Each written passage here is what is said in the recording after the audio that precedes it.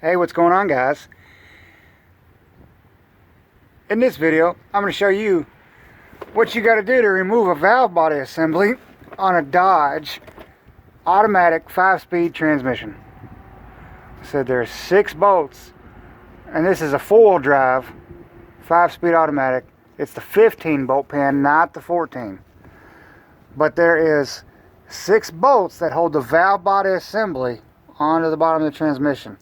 And as you can see, I've marked them with a yellow paint pen. There's one there, one there, one right there, one there, one right there, and then one right there.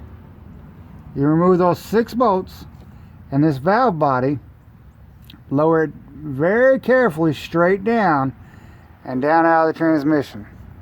Don't turn it or twist it, because it's got all your ball bearings on the top of it for when it builds up pressure and throw all your weep hole, a million weep holes. That's how you take the valve body out of this transmission. Do not undo all your torque spits bolts.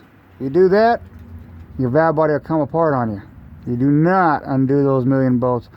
And there's all your weep holes. Like I said, I've been letting this drain for a little while so I could take this out without making such a big mess of fluid. But those are the bolts you undo to take the valve body assembly out of this transmission. If y'all find this video useful, hit the thumbs up button. If you're not subscribed to the channel already, please do so. Y'all have a great day.